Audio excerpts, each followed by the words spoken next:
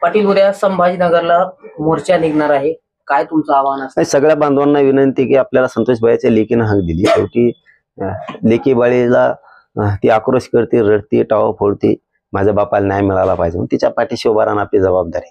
एक दिवस सगळ्यांनी कामं बंद ठेवले, काय फरक पडत नाही. आता काही काही ठिकाणी काय झालं माहितीये का, लोक ते सर्व राजकीय पक्ष असं म्हणलं की लोक जरा कणत, पण तरी बाबा जाऊ द्या ना, लेकरा बाळाच्या न्यायासाठी काय होतं असलं म्हणून आपण गेलं पाहिजे, आलं पाहिजे, सगळ्यांनी यायचं, समाज म्हणून जायचं. मी समाज म्हणूनच येतो. आपण सगळ्यांनी सहभागी व्हा. उद्या छत्रपती संभाजीनगरला मोठा मोर्चा आहे, आपल्या मराठवाड्याची राजधानी आहे आणि राजधानीवरती तो मोर्चा होतोय. तर आपण सगळ्यांनी या आणि संतोष भाईला न्याय मिळेल, सोमनाथ सूर्यवंशीला न्याय मिळेल, या दृष्टिकोनातून आपण तो विचार समोर ठेवून आपण गरिबाच्या न्यायासाठी सगळेजण संभाजीनगरला जाऊयात. मी पण जाणार आहे, आपणही या सगळेजण. खरं तर राज्यामध्ये खूप मोठ्या प्रमाणात हे प्रकरण गाजलेलं आहे. त्यातील काही आरोपींचा रिमांड आज संपलेला आहे आणि त्यांना कोर्टात हजर केलं जाणार आहे.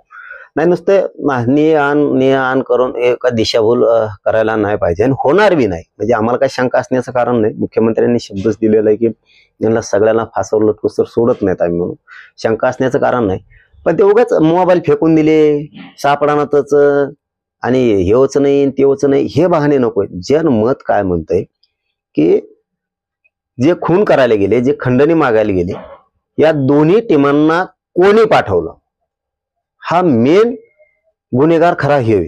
कारण जो खून करतो, खंडणी मागतो, त्यापेक्षाही जास्त सामूहिक कट रचून संघटित गुन्हेगारी करून घेणारा हा महागुन्हेगार असतो. हे सुटता कामा नाही. खंडणीतल्या आरोपी हेच खुनात आहेत, हे संगनमत आहे. जरी तो प्रत्यक्ष तिथं नसला तरी त्यांनी घडून आणला हा खून, आणि खून करताना तो प्रत्यक्ष होता का नाही हे आपल्याला माहित नाही, पण तपास यंत्रणेने काम करताना चांगलं केलेलं आहे. पण पुढच्या काळात यातला काही अभावानं चार्जशीट मध्ये उल्लेख नाही आला असं होता कामा नये की हा नव्हता आणि ते सापडले नाही, हे पुरावे सापडले नाही.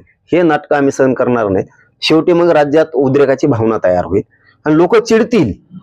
त्यामुळे आज मुख्यमंत्री फडणवीस साहेबांमुळे मराठा शांत आहे. त्यामुळं यातला एकही आरोपी कोणताही सुटता कामा नाही. ही खूप मोठे रॅकेट आहे, खूप मोठी साखळी आहे. यांना सांभाळणारे राहिले धरायचे, आणखी लय प्रकार राहिलेत.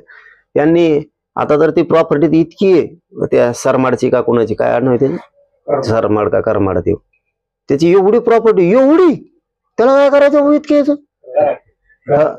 एवढी प्रॉपर्टी त्याची नाहीची. ती 100% सांगतो मी, ही प्रॉपर्टी दुसऱ्याचीच. कारण हा माणूस कधीच पिक्चर मध्ये दिसला नाही, कधी चॅनलवर नाही, कधी मोठ्याल्या इव्हेंट मध्ये नाही, राजकीय नाही, सामाजिक नाही, कुठल्याच नाही.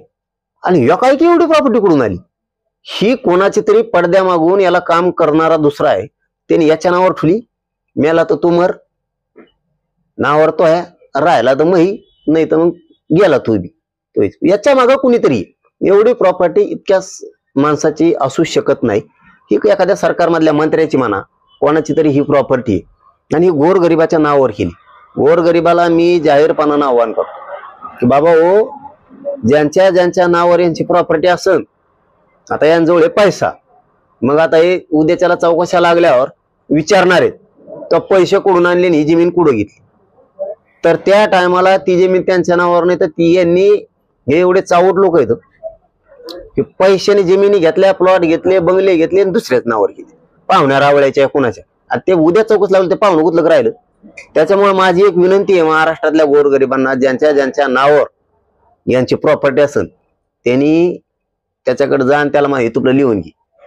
कारण हे सुखी संसार चाललाय तुमचा, तुम्ही मध्ये जाताना बरं का, मी इमानदारीनं सांगतो तुम्हाला, पुऱ्या प्रॉपर्टीची यांची चौकशी होणार आहे.